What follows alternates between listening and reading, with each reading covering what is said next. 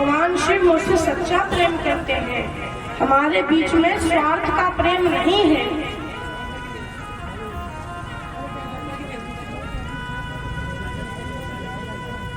तो नारद जी कहते हैं कि देवी, इसीलिए तो मैं यहाँ आया हूँ, आपके यहाँ स्वार्थ नहीं, इसीलिए आज यहाँ नारद आया है। परंतु देवी, आपको भगवान शिव के बारे में सब कुछ पता है, तो ये भी पता होगा कि भगवान शिव गले में जो मुंडमाला पहने रहते हैं वो क्यों पहनते हैं, एवं उसमें जो मुंड लगे हैं वो मुंड किसके हैं। जो ये बात सुनी तो देवी पार्वती चुप रह गई। नारद जी ने फिर पूछा। देवी पार्वती बोली कि नारद जी, मैंने प्रभु से पूछा नहीं और प्रभु ने आज तक मुझे बताया नहीं। तो नारद जी बोले नहीं पता, इसका मतलब यहाँ भी स्वार्थ का प्रेम है। तो देवी प्रणाम, हम तो चलते हैं। नारद जी लौट आए। भगवान शिव जब समाधि से उठे आए, देवी पार्वती को रुष्ट देखा, कारण पूछा। देवी पार्वती कुछ न बोली। तो जब देवी पार्वती ने कुछ नहीं कहा, भगवान शिव बार बार पूछने लगे, देवी बताओ आप क्यों उदास हो। तो देवी पार्वती ने कहा कि पहले आप बताओ कि आप मुझसे कितना प्रेम करते हो। भगवान शिव बोले, हम तो तुमसे इतना प्रेम करते हैं जितना किसी से नहीं करते। बोले सच में? भगवान शिव बोले सच में करते हैं। तो आपने आज तक मुझे ये क्यों नहीं बताया कि आप ये जो मुंडमाला पहने रहते हो, ये क्यों पहनते हो, एवं इसमें जो मुंड लगे हैं वो किसके हैं। भगवान शिव चुप पड़ गए। देवी पार्वती बोली कि आप मुझसे बिल्कुल प्रेम नहीं करते, आप झूठ बोल रहे हो।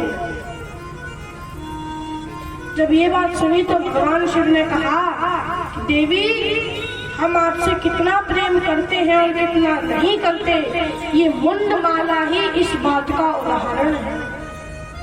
आपने जब जब दुष्टों का संहार करने के लिए, भक्तों को दर्शन देने के लिए अपने इस शरीर को त्यागा एवं दूसरे शरीर को धारण किया, तो आपके पिछले शरीर का मुंड मैंने अपनी इस माला में पिरो लिया।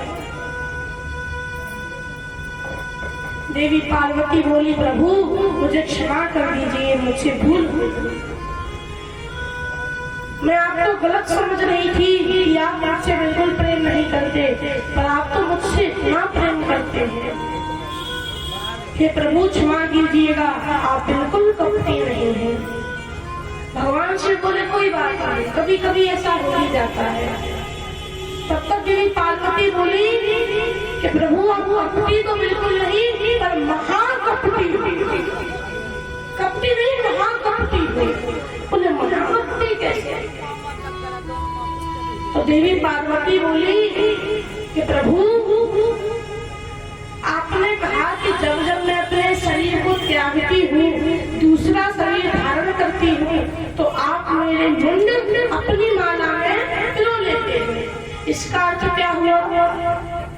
अर्थ ये हुआ कि मैं तो बार बार मरती रहती हूँ और आप तो कभी मरते ही नहीं।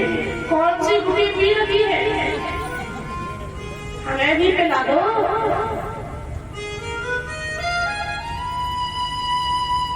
तो भगवान से बोले, देवी मैंने अमर कथा का पाठ कर रखा है। देवी पार्वती बोली कि मुझे भी अमर कथा का पाठ कराओ। भगवान शिव कैलाश से कुछ दूर एक स्थान पर आए। उस स्थान पर आए जहाँ सुखदेव जी रूपी अंडा पड़ा था। वहाँ आए, त्रिशूल फेंका। त्रिशूल फेंका तो सब कुछ नष्ट हो गया, सब कुछ नष्ट हो गया, पर भगवान की कृपा से वो अंडा अभी भी सुरक्षित है। भगवान शिव ने कहा कि देवी मैं नेत्र बंद करके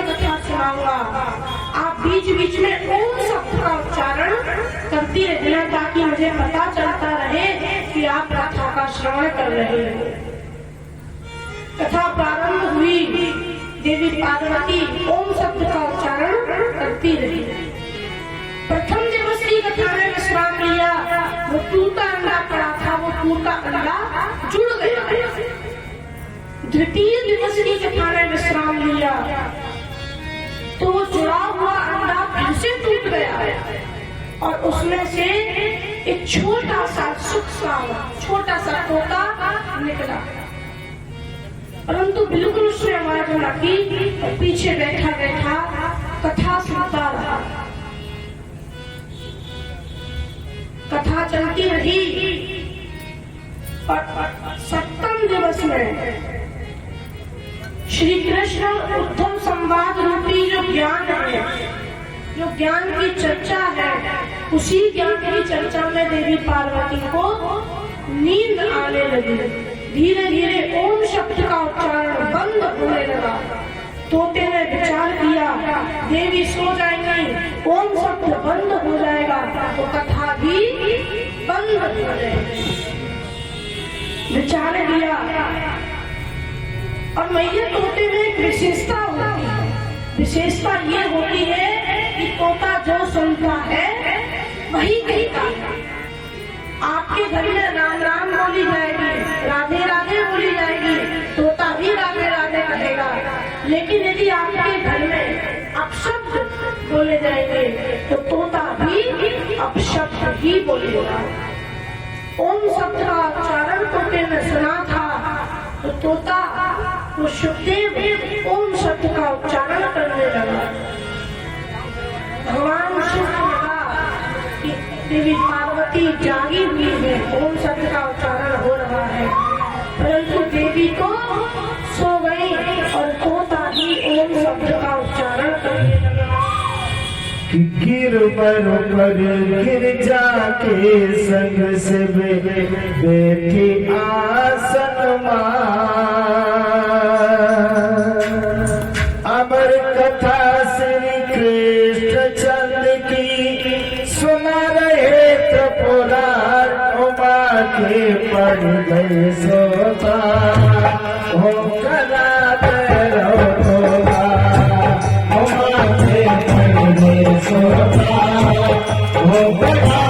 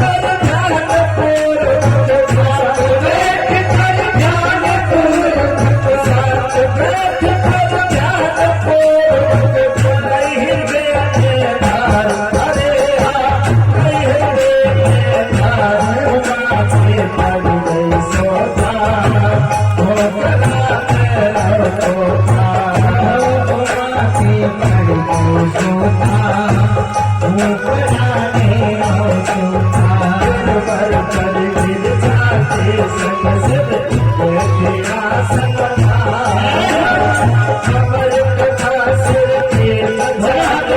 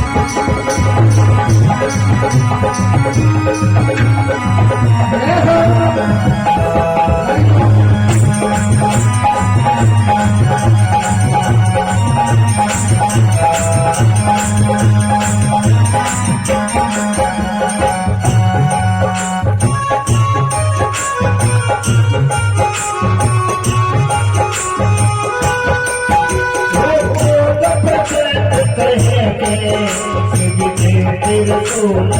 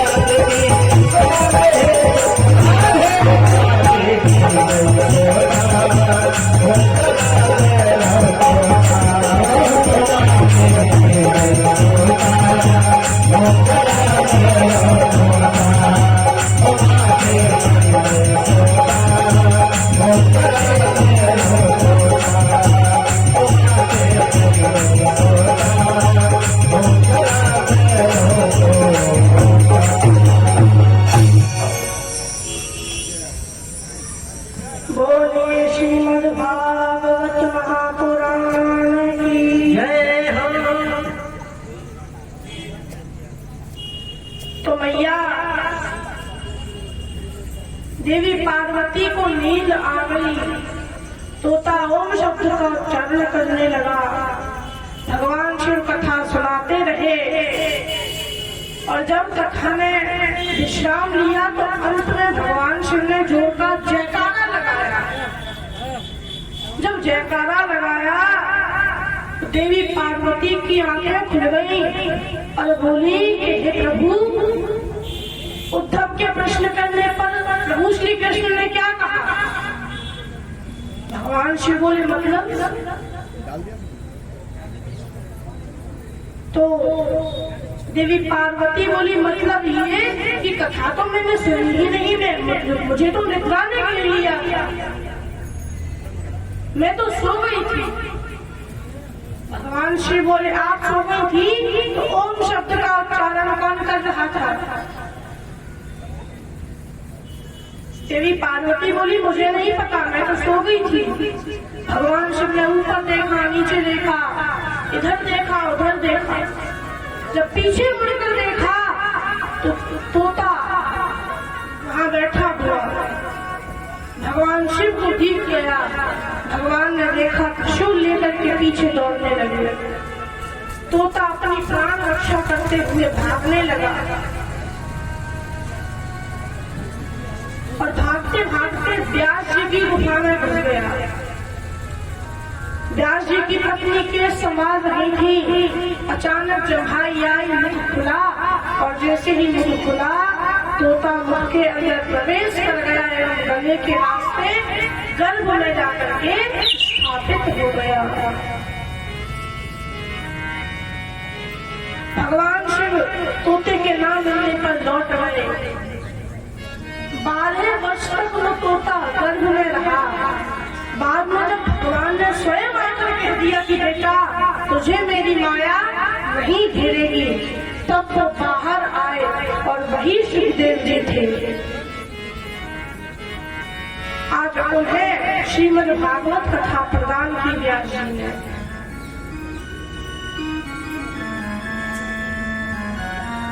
अब इस प्रकार सूत जी कहते हैं, बोले कि श्रीमद् भागवत कथा व्यास जी ने सुखदेव को दी और समय आने पर सुखदेव जी ने ये कथा परीक्षित के श्रवण कराई। शौनक जी ने प्रश्न किया, महाराज ये परीक्षित कौन थे, किसके पुत्र थे, इन्हें कथा क्यों श्रवण करनी पड़ी, जरा हमें बताइए। तो परीक्षित चरित्र प्रारंभ किया। बोले बात तब की है जब महाभारत युद्ध में सभी कौरव मारे गए, दुर्योधन की जंघा टूट गई।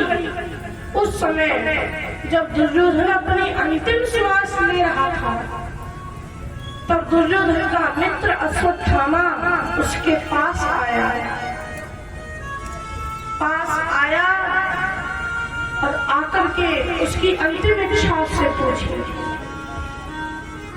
दुर्योधन ने कहा कि मित्र हम 100 भाई थे, 100 भाई थे, 100 में से एक भी नहीं बचा, सारे मर गए और पांडव केवल 5 थे, 5 में से एक भी नहीं मरा, पांचों के पांचों जीवित हैं। मैं पांचों के नहीं कहता, तुम एक का भी सिर काट कर मुझे दिखा दो तो बस मेरी आत्मा को शांति मिल जाएगी। ध्यान दीजिएगा, ये दुर्योधन की नहीं हम सबकी कहानी है।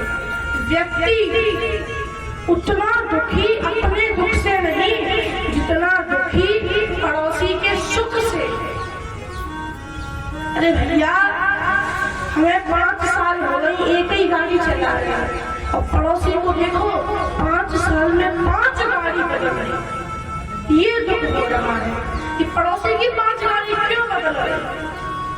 पड़ोसी का डबल स्टोरी बन रहा है, हमारा सिंगल नहीं है। हमारा डबल स्टोरी क्यों नहीं? तो पड़ोसी के सुख से, दूसरे व्यक्ति के सुख से मनुष्य दुखी है। अपने दुख से दुखी नहीं, बल्कि दूसरे के सुख से दुखी है।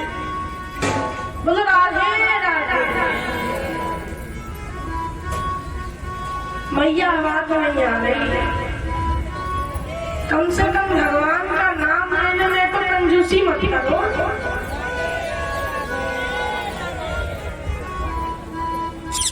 एक प्रसंग हम आपको सुनाते हैं, ध्यान से सुनना। एक बार की बात है, 3 कंजूस थे। कौन थे कंजूस? 3। अब बड़े कंजूस नौकरी करते कमाते, लेकिन इतने कंजूस क्यों विचार करते, अरे हम कमाते तो हैं लेकिन पैसा खर्च कर देंगे तो कल हम खाना कैसे खाएंगे। कम से कम पैसा घर में बचा कर तो रखो। तो जितना पैसा मिलता सारा अलमारी में स्टोर करके रखते, 1 भी रुपया खर्च न करते। इतने कंजूस। और गांव वाले सारे इनको गाली देते, अरे भैया ये कैसे व्यक्ति है, खूब कमाते हैं, खर्च नहीं करना चाहते, कोई बात नहीं, थोड़ा सा दान दे दो। दान देने से तो इनका बाकी धन भी शुद्ध होगा। पर ये तो कुछ भी नहीं करते। इस पैसे का क्या करेंगे? कुछ साथ लेकर थोड़े ही जाएंगे, गालियां देते। तो एक बार 3 कंजूस इकट्ठे बोले, भैया गांव वाले हमें कुछ ज्यादा ही गाली देते, ऐसा करते हैं हम थोड़े से पैसे खर्च कर देते हैं। चलो भैया ठीक है, खर्च कर देंगे। तीनों ने थोड़े थोड़े पैसे अपने अपने हिस्से के लिए और बाजार में गए। बाजार में जा करके तीनों ने 250 ग्राम घी खरीदा। 250 ग्राम, आधे किलो के 250 ग्राम घी खरीदा। और तीनों 250 ग्राम घी लेकर के घर आए। घर आकर बोले, भैया अब हम तीनों आज से 1 महीने बाद मिलेंगे, 1 महीने बाद, और देखेंगे कि किसका कितना घी खर्च हो गया, कौन ज्यादा सेव करता है, कौन ज्यादा पैसे बचाता है, देखते हैं। तीनों अपने घर गए। 1 महीना पूरा हुआ। 1 महीने बाद तीनों मिले। अब एक से कहा कि भैया पहले तू बता, तेरा कितना घी खर्च हो गया। तो पहले नंबर का बोला, भैया हम लाए कितना थे? बोले 250 ग्राम। 250 ग्राम लाए थे। 250 ग्राम में से 50%, आधा। 1 महीने में हमारा 250 ग्राम में से आधा घी खर्च हो गया। बोले तूने आधा खर्च कर दिया, इतना ज्यादा, वो भी 1 महीने में। वाह, बता तो सही तूने कैसे खर्च किया।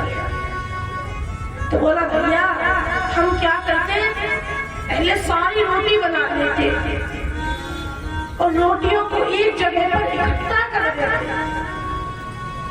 इकट्ठा करके हम एक बड़ी सी सुई लेते और उस सुई को घी की डिब्बी में डुबोते, बाहर निकालकर रोटियों के बीच में छेद करते हुए एक एक बूंद से सारी रोटी चिपड़ देते। हमने तो ऐसे खाया और आधा घी हमारा 1 महीने में खर्च हो गया। भैया तू बता, दूसरे नंबर वाले से, भैया तू बता तेरा कितना खर्च हुआ? बोले हम 250 ग्राम लाए थे, तुम्हारा 50 खर्च हुआ, हमारा 10% खर्च हुआ, 10%। बोले केवल 10%? तुमने कैसे खर्च किया, तूने कैसे खाया, तू बता।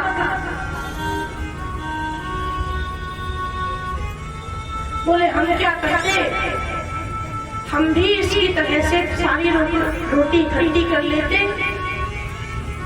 और एक बूंद घी ऊपर वाली पे लगाते और एक बूंद घी नीचे वाली पे लगाते, बाकी बीच की तो अपनी सारी चिपक ही गई। ऊपर नीचे की चिपक गई तो बीच की भी चिपक गई। हमारा तो 10% खर्च हुआ। अब तीसरा बचा, बोले भैया तेरा कितना खर्च हुआ? तो तीसरे नंबर का बोला भैया हम 250 ग्राम लाए थे और 250 ग्राम में से एक बूंद खर्च नहीं हुआ, एक बूंद खर्च नहीं। तो बोले तूने खाया नहीं होगा? बोले नहीं, हम रोज खाते थे लेकिन फिर भी एक बूंद खर्च नहीं हुआ। तो बोले तुमने फिर से ले आया होगा? बोले फिर से नहीं लाया, एक महीना पुराना, रोज खाते फिर भी एक बूंद खर्च नहीं हुआ। कैसे? बोले हम रोटी बनाते, सब्जी बनाते, हमारे घर में टेबल है, टेबल के चारों ओर कुर्सियां लगी हैं, सारे परिवार वाले एक साथ उसी टेबल पर बैठकर भोजन करते और टेबल के बीचों बीच हम घी की डिब्बी रखी बीचों बीच, और जैसे ही कौड़ा सब्जी लगाई और जैसे ही मुख में लाए तो पहले घी सूंघ लेते और तब खा। हम घी भी खाते लेकिन फिर भी एक बूंद खर्च नहीं हुआ। ये वाली जुगाड़ ज्यादा बढ़िया है। लेकिन आपका तो भगवान का नाम लेने में कुछ भी खर्च नहीं हो रहा, उनका तो फिर भी घी खर्च हो रहा था।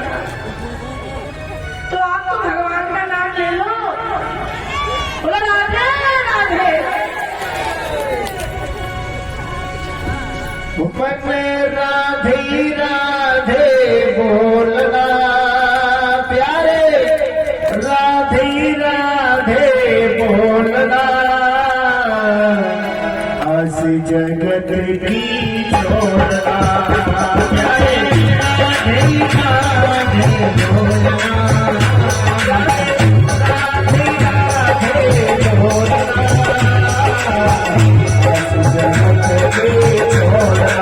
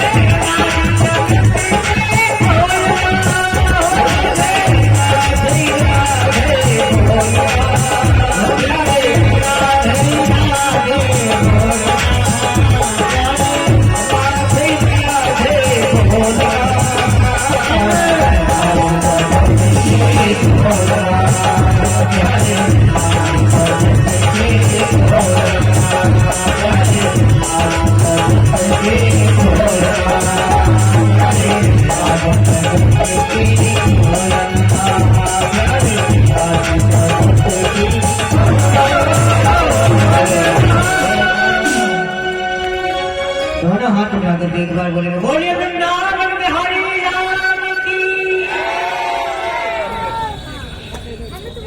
बोलिए श्री कृष्ण भगवान की। तो मैया अश्वत्थामा ने जब ये सुना तो दुर्योधन से बोला कि मित्र तुम बिल्कुल चिंता मत करो, मैं उन पांचों के शीश काटकर तुम्हें ला कर दूंगा। और अर्धरात्रि को अश्वत्थामा चल पड़ा पांडवों के शिविर की ओर। परंतु मैया भगवान जिस पर कृपा करें उसका बाल भी बांका नहीं हो सकता। और वो इस भव सागर को गोपद के समान, गोखुर के समान पार कर देता है। इस बात को हमारे गोस्वामी तुलसीदास जी भी कहते हैं हो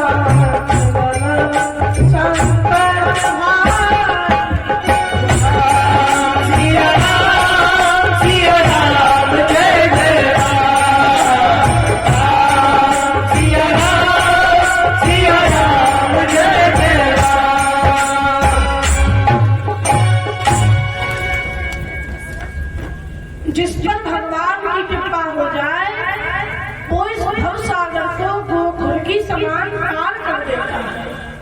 आज पांडवों पर कृपा हुई। भगवान पांडवों से बोले, पांडवों विजयश्री की प्रथम रात्रि है, चलकर के उत्सव मनाते हैं। पांडव उत्सव मनाने चले गए। पांडवों के पांचों बेटे दिखने में बिल्कुल पिता के समान पांडवों के ही शिविर में आकर के सो गए। अश्वत्थामा आधी रात को आया, पांचों पांडव पुत्रों को पांडव समझ करके पांचों के सिर काट लिए और थैले में रख करके ले गया। दुर्योधन के पास पहुंचा, तब तक सूर्योदय हो चुका था। दुर्योधन ने गौर से देखा। दुर्योधन बोला कि मित्र, तूने ये क्या कर दिया? तूने हमें पानी देने वाला भी नहीं छोड़ा। अरे मैं युधिष्ठिर भैया को अच्छी तरह जानता हूँ, वो अपने पुत्रों से हमारे लिए जल अवश्य डलवाते हैं, पर तूने तो हमें पानी देने वाला भी नहीं छोड़ा। मैंने पांडवों को मारने की कहा था, ना कि पांडव पुत्रों को मारने की। दुर्योधन ने भी चीत्कार करते हुए अपने प्राण त्याग किए। अश्वत्थामा विचार करने लगा, पांडव नहीं मरे तो एक ना एक दिन वो मुझे मार देंगे। और जब उधर द्रौपदी को पता चला, द्रौपदी रोने लगी। अर्जुन ने गांडीव उठाया और भगवान को सारथी बना करके चले गए अश्वत्थामा से युद्ध करने। अश्वत्थामा ने अपनी रक्षा के लिए ब्रह्मास्त्र का प्रयोग किया। अर्जुन भगवान की शरण में गए। भगवान ने कहा तुम भी ब्रह्मास्त्र चलाओ। अर्जुन ने ब्रह्मास्त्र छोड़ा। दोनों ब्रह्मास्त्र आपस में टकराने की स्थिति पर आ गए। तुरंत वहां वेदव्यास जी प्रकट हुए। भगवान से कहा कि प्रभु, यदि दोनों ब्रह्मास्त्र आपस में टकरा गए तो सृष्टि का प्रलय हो जाएगा, विनाश हो जाएगा। भगवान ने अर्जुन से कहा वापस लो। अर्जुन ने अपना ब्रह्मास्त्र वापस लिया, परंतु अश्वत्थामा को ये विद्या नहीं आती थी। तो वेदव्यास जी के कहने पर उसकी दिशा मोड़ दी और उत्तरा के गर्भ पर दिशा कर दी। अभिमन्यु की पत्नी उत्तरा जो कि गर्भवती है, उसके गर्भ पर दिशा कर दी। अश्वत्थामा ने सोचा पांडव मुझे तो मार ही देंगे और एक ना एक दिन इन्हें भी मरना ही है। इनके कुल को आगे बढ़ाने वाला केवल एक उत्तरा का पुत्र है, मैं उसे भी नष्ट कर दूंगा तो पांडवों का वंश भी नष्ट हो जाएगा। उत्तरा के गर्भ पर ब्रह्मास्त्र को छोड़ दिया। उत्तरा ने जब देखा कि ब्रह्मास्त्र मेरी ओर आ रहा है तो गर्भवती है, मन ही मन भगवान की आराधना करती है कि प्रभु पाहि पाहि महायोगिन देव देव जगत्पते नान्यम तोल भयम पश्ये यत्र मृत्यु संस्पदम्। हे प्रभु, मेरे पुत्र की रक्षा कीजिए, क्योंकि ये केवल मेरा ही पुत्र नहीं बल्कि पांडवों के वंश को आगे बढ़ाने वाला राजा है। इसकी रक्षा कीजिए। मैं बचूं मरूं इसकी मुझे चिंता नहीं, पर मेरे पुत्र की आप रक्षा कीजिए। यदि ये नष्ट हो गया तो समस्त कुरुवंश ही नष्ट हो जाएगा। भगवान ने अंगूठे के बराबर का रूप बनाया, उत्तरा के गर्भ में प्रवेश कर गए एवं अपने प्रभाव से ब्रह्मास्त्र के प्रभाव को भी छीन कर दिया। ब्रह्मास्त्र के प्रभाव को भी छीन कर दिया भगवान ने। अर्जुन ने अश्वत्थामा को बंदी बना लिया, लेकर के आए। द्रौपदी ने कहा ये आपके गुरुपुत्र है, ब्राह्मण है, इन्हें छोड़ दीजिए। भगवान के भी समझाने पर गीता का एक सूत्र जब याद आया तो अर्जुन ने अश्वत्थामा की दाढ़ी मूछ निकाल ली, उसके सर पर जो मड़ी लगी थी वो निकाल ली और घोर अपमानित करके धक्का देकर शिविर से निकाल लिया। और मैया जब कुंती बुआ को ये पता चला कि भगवान ने उत्तरा के गर्भ की रक्षा की तो कुंती मैया भगवान की स्तुति करने लगी। कुंती मैया ने बड़ी सुंदर स्तुति की है। कहती है प्रभु कृष्णाय वासुदेवाय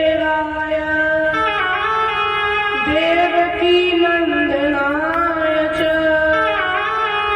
नंद गोप कुमाराय गोविंदाय नमो नमः। हे प्रभु, हे गोविंद, मैं तुम्हें प्रणाम करती हूँ। भगवान बोले बुआ, आप उल्टी गंगा क्यों बहा रही हैं? आप बताओ आपको क्या चाहिए, जो चाहिए आप मांगो। तो कुंती मैया ने बड़ी अद्भुत चीज मांगी।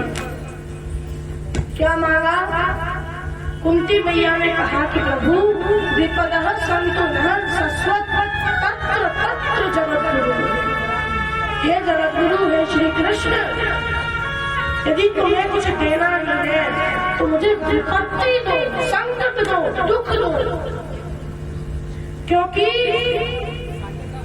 जब जब मेरे ऊपर दुख आया, संकट आया, तब तब तुमने आकर के उस दुख का निवारण किया, और जब मेरे ऊपर सुख आया तो तुम मुझे छोड़कर चल दिए। सुख के माथे सिल पड़े जो हरि ही जैसे जाए, और बलिहारी बा दुख की जो पल पल नाम जपाए।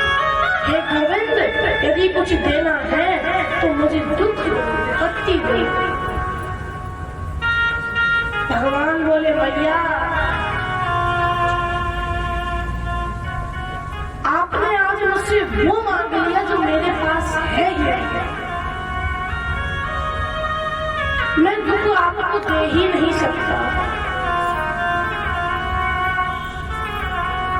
आपने सत्य में बड़ी अद्भुत चीज मांगी। बाकी लोग सुख के पीछे पड़े हैं, परंतु जितना सुख पाने के लिए प्रयत्न करते हैं उतना ही दुख रूपी दलदल में गिर जाते हैं। कोई सुख नहीं पा पाता, और आज आप खुद ही दुख मांग रहे हैं।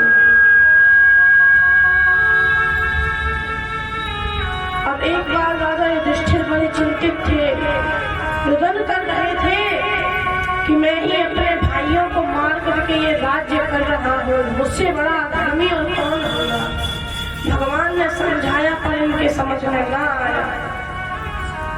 गीता का उपदेश दिया परंतु इन्हें समझ में ना आया। अर्जुन को समझ में आ गया था, क्योंकि अर्जुन गुरु शिष्य का भाव रखता था, परंतु ये कृष्ण को अपना भाई मानता था। गुरु शिष्य का भाव नहीं था, इसलिए समझ में नहीं आया। भगवान ने विचार किया, जो बात मैं समझा रहा हूँ कोई सफेद दाढ़ी वाले बाबा समझाए तो इनके समझ में आएगा। अब सफेद दाढ़ी वाले बाबा कहाँ से लाए जाए? भीष्म पितामह याद आए। भीष्म पितामह के पास भगवान गए। भीष्म पितामह के पास भगवान गए। पांडवों को बड़ा सुंदर उपदेश भीष्म पितामह ने दिया, और एकांत में भीष्म पितामह ने भगवान की 11 श्लोकों से स्तुति की। बड़ी सुंदर स्तुति पुष्पताग्रता छंद में भीष्म पितामह करते हैं और कहते हैं कि प्रभु, मुझ में इतनी भी सामर्थ्य नहीं कि मैं आपको पुष्प भेंट कर सकूं, इसलिए पुष्पताग्रता छंद में भीष्म स्तुति कर रहे हैं। श्री भीष्म पितामह कहते हैं,